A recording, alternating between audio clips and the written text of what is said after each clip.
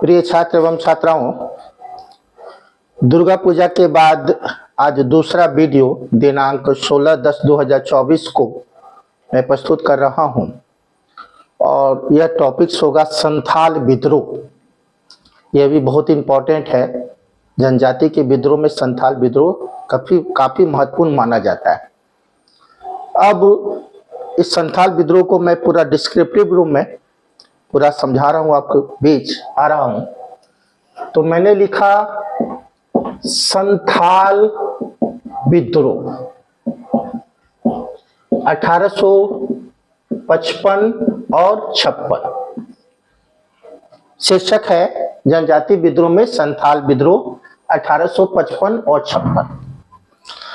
तो आप ध्यान दीजिए, ब्रिटिश उपनिवेशवाद, जब ब्रिटिश यहाँ अपना उपनिवेश भारत को बनाए तो शोषण की प्रक्रिया चरम पर थी और उस शोषण के खिलाफ कई विद्रोह हुए।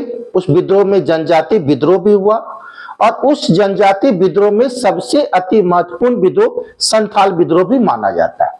नंबर एक बात, अब ये संथाल है कौन? तो ये संथाल भारत में जनजाति है। भारत की सबसे बड़ी जनजाति गोंड है, दूसरी बड़ी जनजाति भील है और आबादी की दृष्टि से ये तीसरी सबसे बड़ी जनजाति है संथाल। तो ये जो संथाल लोग हैं, जनजाति लोग हैं, इसका मुख्य जो है निवास स्थान झारखंड पड़ता है, पश्चिम बंगाल पड़ता है, उड़ीसा पड़ता है और यह छोटा नागपुर के क्षेत्र में आकर बसे हुए हैं।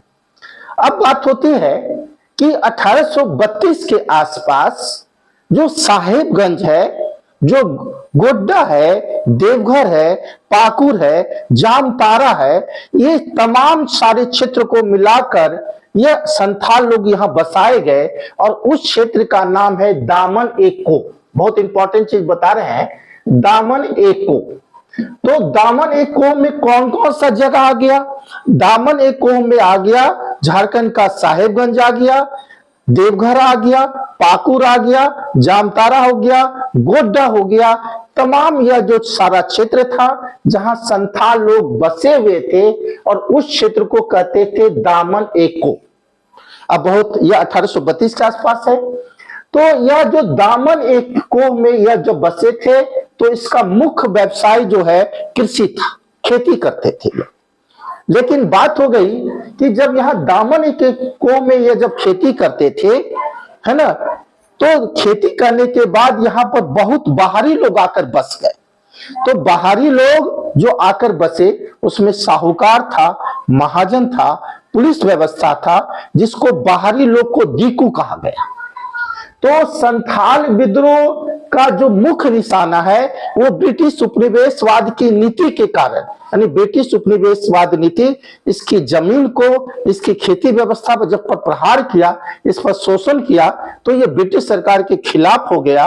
और दूसरा रूप में ये खिलाफ हो गया बाहरी लोग जो महाजन थे, साहूकार थे, जमींदार थे, पुलिस लोग थे, जो बाहरी लोग थे, उस द्यूकों के खिलाफ भी यह आवाज उठाया और यह लड़ाई लड़ा अंग्रेज के खिलाफ, अंग्रेज की शोषण नीति के खिलाफ और दूसरा दीकू के खिलाफ यह विद्रोह शुरुआत हुई और जिसको संथाल विद्रोह के नाम से जाना जाता है।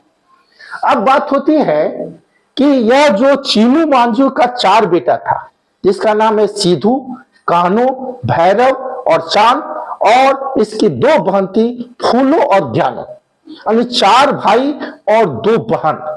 चुनू मांझी के 6 संतान थे, जिसमें 4 पुत्र थे, सिद्धू, कान्हो, भैरव और चांद, और बेटी थी फूलो और ज्ञानो। अब बात हो गई कि यह जो शोषण है, शोषण इतना बढ़ गया, साहूकार महाजन दीकू का शोषण इतना बढ़ गया कि यह अपनी जमीन से ही यह बंधुआ मजदूर हो गए, यानी अपनी जमीन अपना हाथ धो लिए और बंधुआ मजदूरी करने लगे। यह विवश हो गए, यह 2 वक्त की रोटी के लिए मजबूर हो गए। अब बात होती है कि यह जो बंधुआ मजदूरी है वो 2 प्रकार का होता था। एक होता था गोरिहाई व्यवस्था और एक होता था हरवाई व्यवस्था। गोरवाई व्यवस्था में महाजन के पास जब तक ऋण रहता था, पैसा रहता था, तब तक उसको खेती करना पड़ता था, बंधुआ मजदूरी करना पड़ता था। और बरवाई व्यवस्था के तहत यह होता था कि वो व्यक्तिगत अपना जो है शरीर के द्वारा वो सेवा करता था, महाजन का व्यक्तिगत सेवा, उसको हरवाई व्यवस्था कहते थे। तो आप देख रहे हैं कि यह जो साहूकार है, महाजन है, जो बाहरी दीको लोग है, इसकी जमीन लेकर इसका बेदखल करने लगे, यह जमीन से वंचित हो गए। तब इन्होंने बहुत जोरदार आवाज उठाया इस दीको के खिलाफ और ये अंग्रेज की शोषण नीति के खिलाफ यह आवाज उठाया, जिसको संथाल विद्रोह के नाम से जाना गया। अब यह जो संथाल विद्रोह के नाम से जाना गया और इसमें आवाज उठाया सिद्धू और कान्हू, भैरव और चांद ने। तो सिद्धू और कान्हू, भैरव और चांद ने, वो डेट है 30 जून 1855 को भगनडीही जगह पर 60,000 संथाल को आपस में जुटाया। 60,000 संथाल कहां जुट गए? वो डेट है 30 जून 1855 को, जगह है भगनडीही, जगह है भगनडीही। और आपको यह बता दे कि यह जो संथाल था यह गुरिल्ला युद्ध में भी निपुण थे। यानी सिद्धू और कान्हू गुरिल्ला युद्ध में मास्टरपीस नेता थे और उन्होंने 60,000 आदिवासी ने सिद्धू और कान्हू और भैरव और चांद को अपना नेता घोषित कर दिया। और उसी दिन से इस जो है दीकू के खिलाफ, अंग्रेज के खिलाफ पूरा जोरदार जो है वो आंदोलन शुरू हो गई। कई पुलिस रेलवे लाइन को उखाड़ा गया, पूरा हर जगह थाना चौकी हर जगह तबाह कर दिया गया और पूरा भयंकर झड़प हुई। सिद्धू, कान्हू, भैरव और चांद बड़ी वीरता से लड़े और बाद में नतीजा यह हुआ कि भैरव और चांद को गोली लगी। भैरव चांद स्पॉट डेथ मारा गया गोली में। सिद्धू और कान्हू पकड़ाए और उसको जंगल में, बरहेट के जंगल में फांसी दे दी गई। अब बात होती है कि यह करवाने वाला कौन है? तो भागलपुर का कमिश्नर है, उसका नाम ब्राउन है, और लेफ्टिनेंट कौन है? तो लॉयड है। ये दोनों मिलकर संथाल विद्रोह को, अत्याचार को, या जो क्रूर है, ये सबको वो अंजाम दिया और बाद में खून की नदियां बही। कई 15,000 संथाल मारे गए, 10,000 संथाल की गौ नष्ट हो गई। नतीजा यह हुआ कि ब्रिटिश सरकार को भी झुकना पड़ा और इसका परिणाम स्वरूप यह हुआ कि बाद में 1876 को जो है संथाल काश्तकारी अधिनियम बना और इस अधिनियम के तहत कोई भी बाहरी दीको लोग संथाल की जमीन को कब्जा नहीं कर सकते हैं।